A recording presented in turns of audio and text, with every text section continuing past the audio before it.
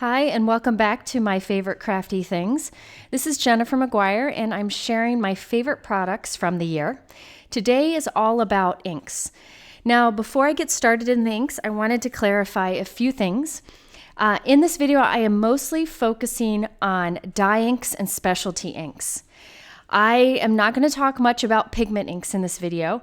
It's just an ink that I don't use as often. However, if you're wanting to learn more about the different types of inks out there, I will link here to a video that really describes it and explains it pretty simply, so you can better understand how different inks work.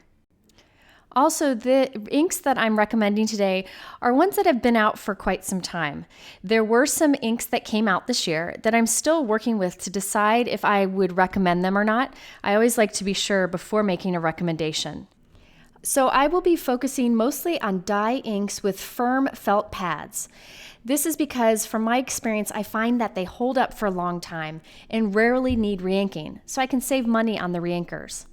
I also like that I don't have to worry about damaging it if I'm kind of rough with the ink pad when doing techniques or ink blending. I'm also going to mostly share inks that have ink cube options available. Ink cubes are a great way to save some money and get more colors if you'd like.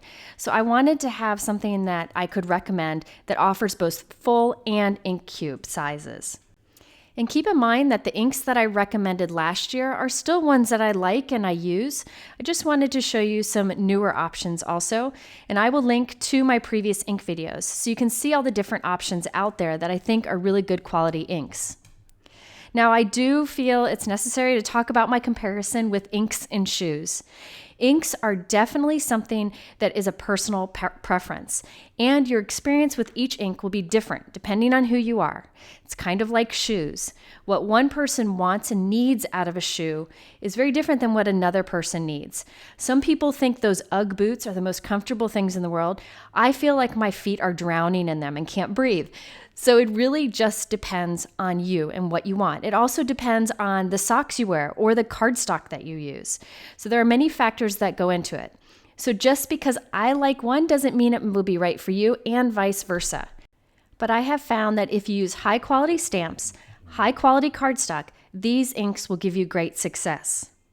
I also wanted to mention that you don't have to go with one ink line. You don't go with one line of shoes and only wear that brand, so why do the same with inks?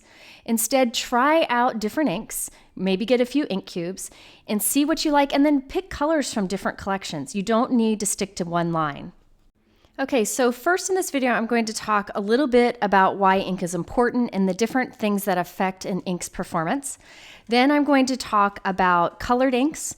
Then I'll go into the basic inks and some specialty inks. And hopefully this will be some information that'll be helpful to you. Okay, so let's talk a little bit about the three factors that affect the performance you get out of your stamps and inks. Now, there are more little things that contribute to the performance, but I think three are really important. And the first one is the quality of the stamps you use. Now, in the past, manufacturers had told me that you can look at where the stamps are made to determine the quality. However, I'm learning that that really isn't the best practice. Instead, try looking at the price point or maybe the company who's selling the stamps. For example, if you're somewhere and you see a bin of stamps with a regular price of $1, chances are the quality isn't very high. But if you are looking at a stamp set of the same size and it's a higher price and you're buying it from maybe like a small stamp company like Honeybee Stamps, for example, then those are going to be a higher quality stamp.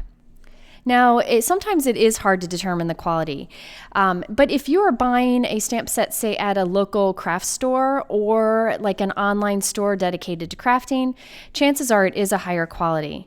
And the other stamps that do have a lower price point and are not as good a quality, you still can get stamping from them. It just might take a little more work. And I guess in general, it goes with the old saying that you get what you pay for.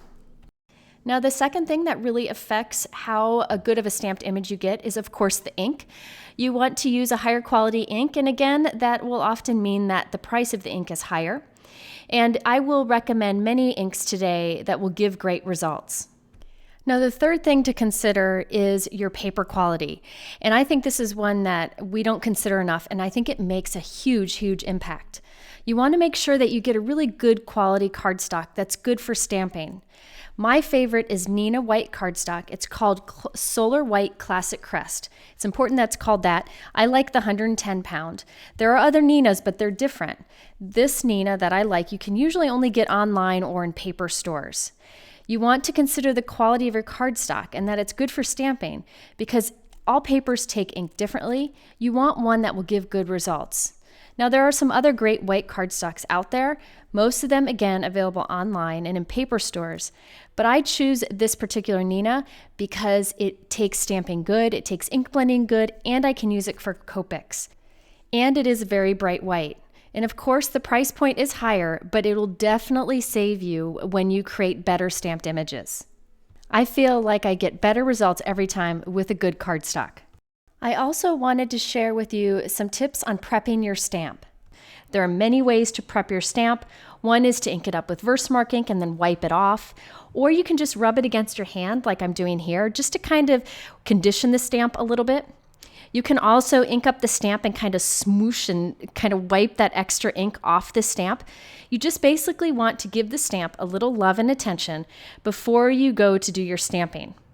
So here I've kind of conditioned my stamp a bit, and now I can go ahead and stamp with it. And then I'll be able to get better results, and I won't get bubbling of ink on my stamp. Okay, so let's get into the recommended colored inks for this year.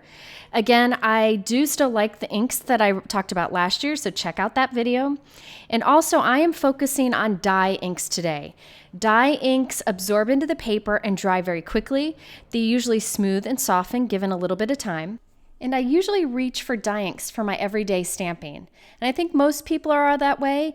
There are wonderful uses for pigment and hybrid, but today I'm focusing on dye inks. The first ink I wanted to recommend is Gina K Designs ink. I started using her ink probably about a year ago, and within like the last 6 months, I find that I reach for her inks quite a bit. The reason is it's a high quality ink, there's a beautiful rainbow of colors available, and she has cardstock and envelopes that really do match her inks. Now, there are re-inkers available. However, I have not found a need to re-ink these, and that's one of the advantages of a high-quality dye ink with a raised firm pad like this one. She also has ink cubes available, and she even sells the individual ink cubes, which is great, and you can also get them in combination packs. So you can either get the full ink pads or the cubes. Now remember, this is a dye ink, so it dries right away, so you don't have to worry about smearing. And as you'll notice, this ink really doesn't stain stamps much. Here's the thing, the best quality stamps will stain from ink. It's just going to happen. It's one of the bad things about good quality stamps, the only bad thing actually, but this ink's not too bad, as you can see here. I think a few of the reds might stain the stamps, but not much. But don't worry about stamp staining. As long as you clean your stamp, it'll still perform as if it were perfectly clean. It doesn't matter at all. As with any dye ink, it will kind of smooth out as it absorbs into the paper, but really what you stamp is the result you'll get, and it's always beautiful. Now here's a look at the different ink colors available with Gina K. Now you can hit the pause button if you want a closer look at a particular color, but even with the lightest inks, you can see here you get a solid, smooth result, and you also get nice crisp edges. Now what I'm showing you here is my ink swatch book of my Gina K inks. I have free ink swatch downloads so you could create your own, as you see here, and I'll provide a link to that. I find having an ink swatch book very helpful in picking out the right colors, and it saves me a lot of time. And I stamp the ink in whatever brand stamp. So this is Gina K ink. So I stamped a Gina K image with each of the inks. Okay, remember, as I mentioned, that Gina K has cardstock, envelopes, and re-inkers to match all of these inks, which I know is very important to a lot of people. So here is just to show you how good of a match you get. There's the Peach Bellini ink with the Peach Bellini cardstock, and you can see it is a perfect match. Here we have Turquoise Sea ink and cardstock, and they match perfectly too. Those are just two examples, and actually the two colors of cardstock I use most from her. And by the way, this white cardstock that I used here is that 110-pound Neenah Classic Crest Solar White. So you can see how good of an image you get with this ink. So all of my inks I used on that cardstock, so you can make an equal comparison. Okay, the next ink that I reach for an awful lot this year is the Altenew ink line. Now there are a few things about this ink line that sets it apart from other inks, and I just think the performance is excellent. Now the big difference with this ink over others is that they have sets of 4 colors available. You can buy them separately, but they have available 4 colors: light, medium, dark, and super dark in the same color. So it makes stamp layering or like ombre effects very easy. So here you can see in this blue family, you have a light, medium, dark, and extra dark. Now these are their full ink pads. They're like an oval shape. They have the same kind of firm raised pad as all the other dye inks that I'm recommending. And they have ink cubes available, and you can buy those cubes in the sets of 4. So here I'm going to stamp the 4 colors. Now when you stamp them, as with all dye inks, it will kind of soften and smooth out over time. And it dries right away to the touch though. So I think that is a big advantage. When I use inks that don't dry right away, I always smear them without fail and I ruin my card. So dye inks are what I reach for the most. So here you can see how you get that beautiful gradient of color from light, medium, dark to extra dark. There are also re-inkers available for these inks, but I have yet to find a need to re-ink. Again, that is one of the advantages of using a dye ink with a firm pad. Some people, however, like their ink pads super juicy, so if you want a re-inker, they are available. Okay, here's a closer look at my ink swatches for the complete Altenew ink line. You can see the set of 4 inks is in a row going across from light to dark. Remember, you can always hit the pause button if you want a closer look at a color or a color name. But look at those oranges on the bottom, so crisp and so solid. Now, light inks generally are harder to get a solid image from, but I do find that the light inks here work just great, as you can see with that citrus burst yellow up on the top. Now, my favorite green combo is this one that goes from bamboo up to moss, and I use those quite often for a green combination. I also like that mountain mist color on the bottom all the way up to that emerald, which is a darker color. I did forget to mention earlier that Altenew ink does not stain the stamps that much, so if that's important to you, that's something to consider too. And you don't need all 4 of each of this color in the color family. You could maybe get the medium or the dark shade and just go with that. But remember that the mini ink cubes are available, and that is a great way to save money. These inks combine nicely with the Gina K inks or my other favorite inks such as Hero Arts, Simon Says Stamp, or W+9. Oh, and Lawn Fawn inks too, those are fabulous. Another newer ink line that I've been secretly using a lot to really make sure I like it before I recommend it, and I've decided it's a fantastic ink, is the Reverse Confetti ink line. Now this, again, is available in full pads or ink cubes, which is a great option to have. It is a dye ink with that raised firm ink pad, so you don't really need re-inkers, but they are available if you want them. Now this ink reminds me quite a bit of the Gina K ink or the Lawn Fawn inks or the Hero Arts inks, where they stamp nice and vibrant and they soften and smooth a little bit with time. But what really stands out about the Reverse Confetti ink is that the colors are very vibrant and unique color shades. So if you have any other collection of inks and just want to add more colors, check out the Reverse Confetti because there are really some unique options there. She also has some cardstock available to match these inks, but I think they're only available on her website. Here's a closer look at my ink swatches for this ink line. Look how beautiful and unique those colors are. The coral, the magenta, the flamingo, the rose, those are some of my favorites. I also really like the variety of green she offers. She has some lime green colors and then more Kelly green colors that you can see here. Beautiful colors. Also a lot that are kind of like darker jewel tones that are just gorgeous. So this ink line, again, works really well with other dye inks that you may have. And there you can see how those colors really stamp and then dry pretty much the same. I also have found that her black ink is a gorgeous black ink, and I'll talk more about that in a moment. But yes, Reverse Confetti is another great ink line with additional colors that you can possibly add to your collection, and the little cubes are a great option. Okay, now for a completely different type of ink. This year, I became obsessed with Distress Oxide inks. I know many of you like them too. This is a unique ink that is unlike any other ink. This ink is kind of a combination of a pigment ink and a dye ink. It's not exactly a hybrid ink. It's a little bit different, but it has the properties of pigment and dye ink in one ink pad. So it's kind of like the best of both worlds, and there are some really cool techniques you can do with this. Now, I'm not going to go into it in great detail in this video because I have a video that shows a bunch of ways to use this ink, and I'll link to that up here in the corner. But do know that this is a great ink for anyone who likes to do techniques.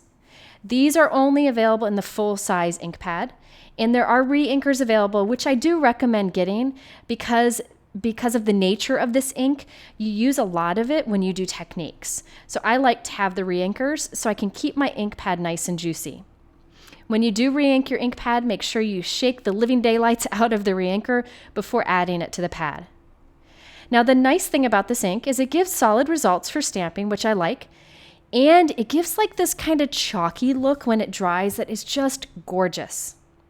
And if you put water on this, it reacts with the water and kind of gives this oxidation look where it kind of whitens there. So you can see immediately it starts to turn white, and as it dries, it intensifies. There are so many wonderful techniques you can do with this property. Now, again, because this has pigment properties to it, that's an opaque-like ink. So you can actually layer these inks on top of each other, which is something you really can't do with dye ink. If you layer two dye inks on top of each other, the color becomes kind of muddy looking. You just kind of blend those two inks and get a new color. But in this case, if you take another oxide ink and go right on top of the first, it does kind of hide that first ink underneath because this ink has an opaque property to it. So you can do lots of layering and inking and spraying with water and get some really cool results. But above all of this, the best thing about this ink is its blending property.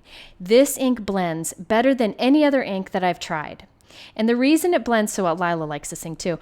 The reason it blends so well is because it has those pigment and dye properties. So watch this.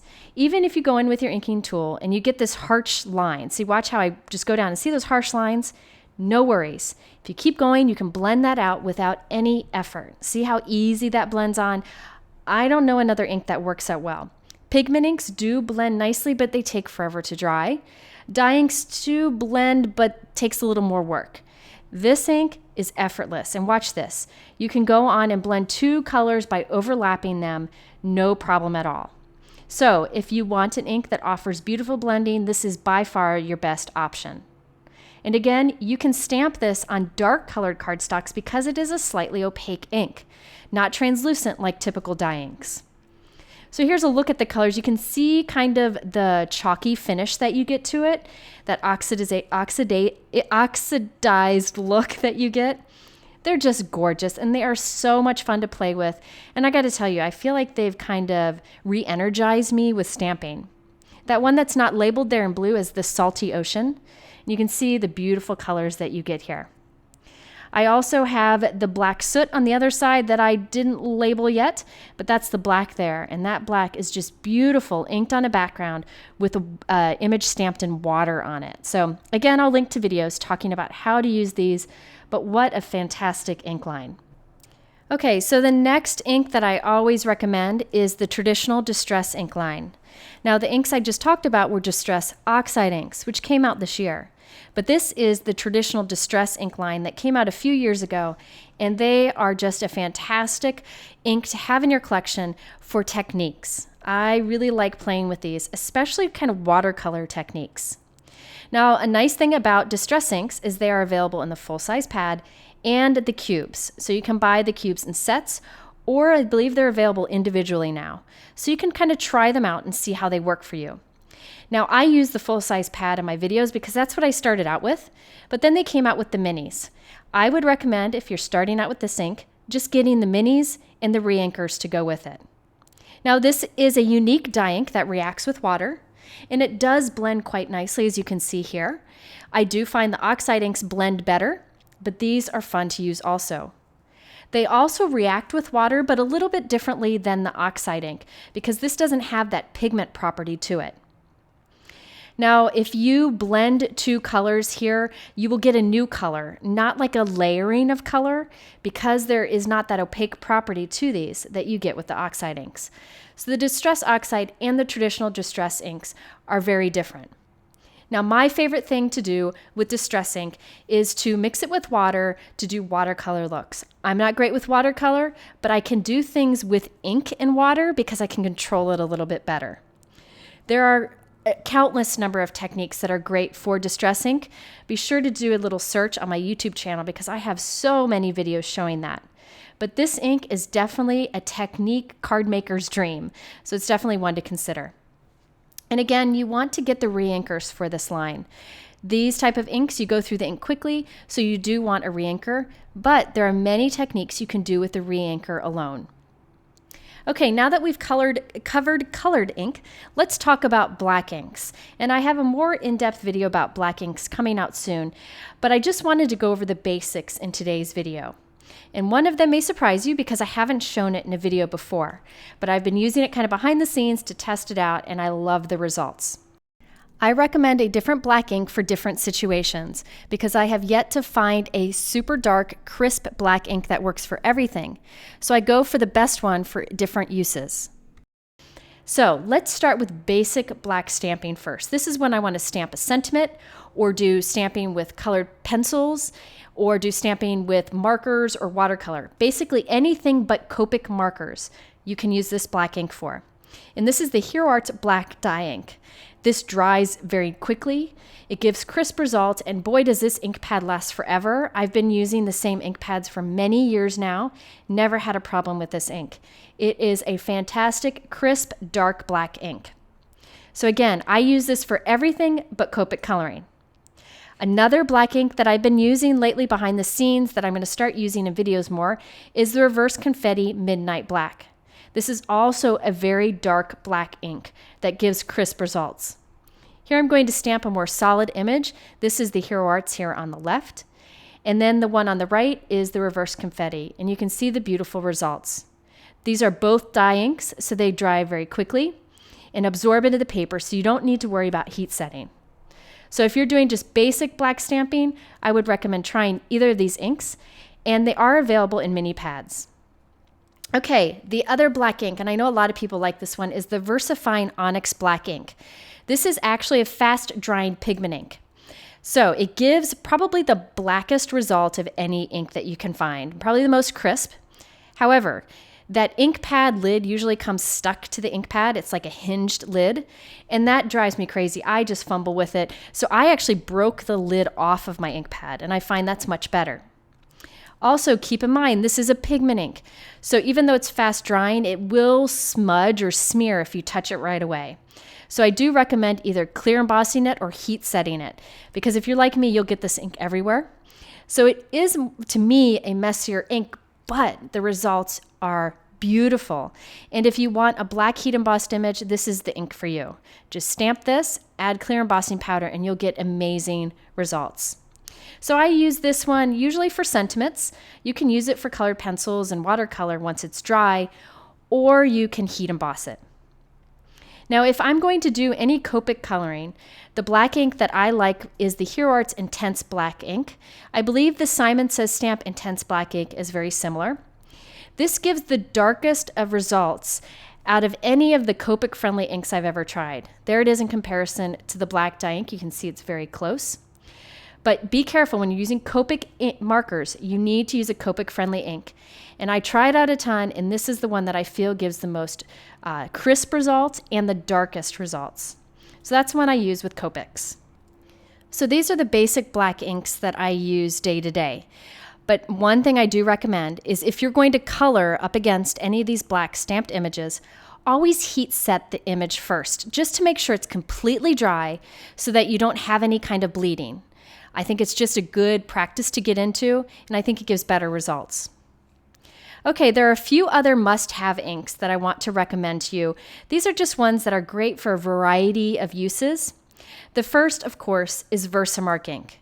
VersaMark is a clear watermark ink. Basically, it's clear and kind of sticky.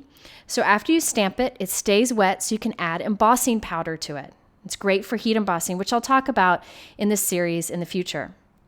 But it also is a watermark ink. So that basically means when you stamp it, the image gets darker there. Now, unlike most of the inks in this video, this has like a foam pad, like a spongy kind of pad, but that's because this is a type of a pigment ink, and pigment inks usually have that type of ink pad.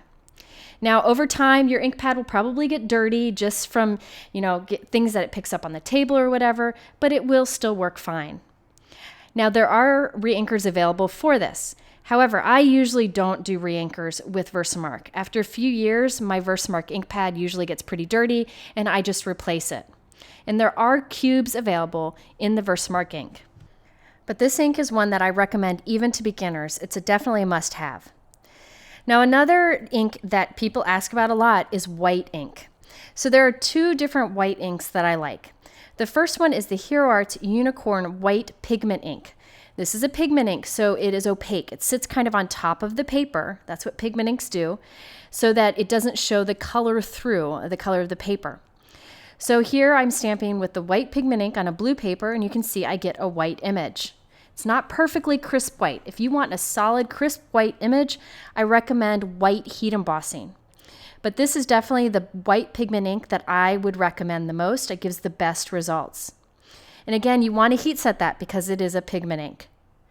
Now, if you want a softer white look, kind of like a ghost-like look, just completely different, there is the Hero Arts White Dye Ink. I think this is the only dye ink I've ever seen in white. You can see the pigment ink on the left is a sponge or foam pad, and the white dye ink is that traditional kind of raised, firm felt pad. So this is a dye ink, it'll absorb right away, and look at the soft white look that you get. It's really pretty, and it's great for like a subtle background. You don't need to heat set that one, but I'm going to heat set this white pigment ink one so you can compare the results. The one in the middle is a brighter white. The one on the right is a little bit softer. So that white dye ink from Hero Arts is really gorgeous. Again, if you want truly white, I do recommend white heat embossing. Now, white inks are really fun for techniques. You can stamp an image with white ink and then color over the white ink with colored pencil so that you can get color on a black cardstock. There are many things you can do with it. But here you can see the pigment and the dye white inks from Hero Arts on black cardstock. Okay, now there are two more dye inks that I do recommend. On the left, we have the Simon Says Stamp Barely Beige dye ink. This is a dye ink that is Copic marker friendly or alcohol marker friendly, and it is super duper light. So the nice thing about this is you can stamp it and then you can just barely see it so that you can trace over it or maybe use it as a pattern for stitching or adding embellishments. It's just a handy one to have for techniques. Another ink that I use a lot is the Hero Arts Soft Granite ink. It's just a nice soft gray ink. It'll smooth out over time, so that's why I'm heat setting it here just to speed it up. But it's just a lovely neutral gray color that I find works on almost every card.